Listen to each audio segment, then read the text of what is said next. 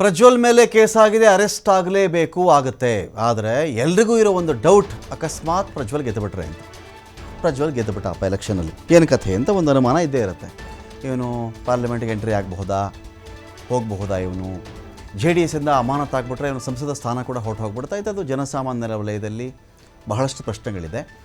JDS ಇಂದ ಅಮಾನತಾಗೋದಕ್ಕೂ ಪ್ರಜ್ವಲ್ ಎಲೆಕ್ಷನಲ್ಲಿ ಗೆದ್ದರೆ ಅವನ ಸಂಸದ ಸ್ಥಾನಕ್ಕೂ ಸಂಬಂಧ ಇಲ್ಲ.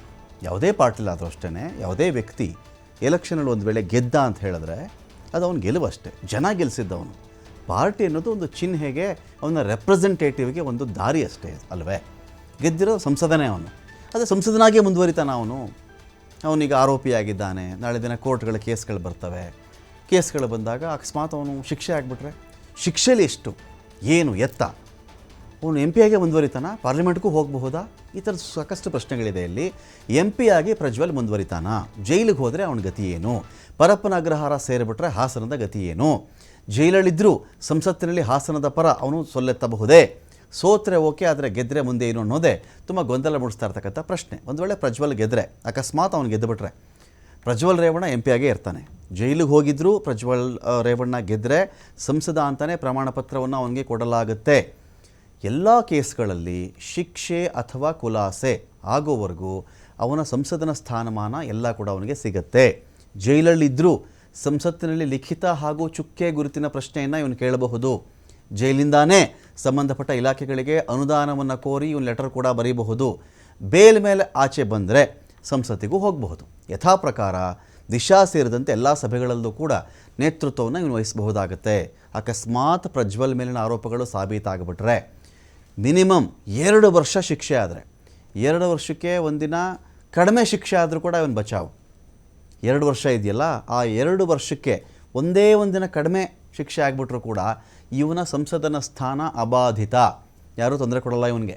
2 ವರ್ಷದಕ್ಕೆ ಒಂದಿನ ಕಡಿಮೆ ಇದ್ದರು, 2 ವರ್ಷ ಅಂತ ಶಿಕ್ಷೆ ಆಗಿಬಿಟ್ರೆ ಏನಾಗುತ್ತೆ, ಆಗ ಸಂಸದನ ಸ್ಥಾನ ಇವೊಂದು ಕ್ವಶ್ಚನ್ನಬಲ್ ಆಗುತ್ತೆ, ಪ್ರಶ್ನಾರ್ಹವಾಗಿಬಿಡುತ್ತೆ.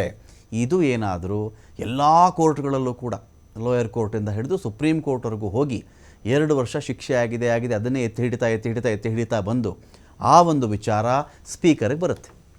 ನೋಡ್ರಪ್ಪ, ಇವನಿಗೆ 2 ವರ್ಷ ಶಿಕ್ಷೆ ಆಗಿಬಿಟ್ಟಿದೆ, ಸುಪ್ರೀಂ ಕೋರ್ಟಲ್ಲೂ ಇವನಿಗೆ ಆಗಿಬಿಟ್ಟಿದೆ ಅಂತ ಬಂದಾಗ ಸ್ಪೀಕರ್ ಇವನನ್ನು ಅನರ್ಹ ಮಾಡಬಹುದು. ಅನರ್ಹ ಮಾಡಿದ ಮೇಲೆ ಹಾಸನ ಲೋಕಸಭಾ ಕ್ಷೇತ್ರಕ್ಕಾಗ ಉಪಚುನಾವಣೆ ನಡೆಯುತ್ತೆ. ಈಗ ರಾಹುಲ್ ಗಾಂಧಿ ಕೇಸಲ್ಲಿ ಎಲ್ಲ ಕಳ್ಳರ ಹೆಸರಲ್ಲೂ ಕೂಡ 2 ಅಕ್ಷರದ ಈ ಎಂಡಲ್ಲಿ ಒಂದು ಹೆಸರು ಬರುತ್ತಲ್ಲ, ಇದು ಯಾಕೆ ಅಂತ ರಾಹುಲ್ ಗಾಂಧಿ ಭಾಷಣ ಮಾಡಿದರು. ಕೋಲಾರ ಅಂತ ಕಾಣುತ್ತೆ. ಈ ವಿಚಾರ ಶಿಕ್ಷೆ ಆಗೋಯಿತು ಗುಜರಾತಲ್ಲಿ, ಕೋರ್ಟಲ್ಲಿ. ಗುಜರಾತ್ನಲ್ಲಿ ಆ ಕಮ್ಯುನಿಟಿಯ ವ್ಯಕ್ತಿ ಕೇಸ್ ಹಾಕ್ಬಿಟ್ಟಿದ್ರು. ಆವಾಗ 2 ವರ್ಷ ಅಂತ ಶಿಕ್ಷೆ ಮಾಡಿದ್ರು. ಅದು ಎಲ್ಲ ಕೋರ್ಟ್ಗಳಲ್ಲೂ ಹೋಗಿ ಒಂದು ಸುಪ್ರೀಂ ಕೋರ್ಟ್ವರೆಗೂ ಬಂತು. ಅಷ್ಟರಲ್ಲಾಗಲೇ ಅನರ್ಹ ಮಾಡಿಬಿಡಿ, ಈತ ವಯನಾಡಿನ ಸಂಸದ ಅಲ್ಲ, ಅವನ ಮನೆ ಕಿತ್ಕೊಬಿಡಿ, ಎಲ್ಲ ಆಯಿತು.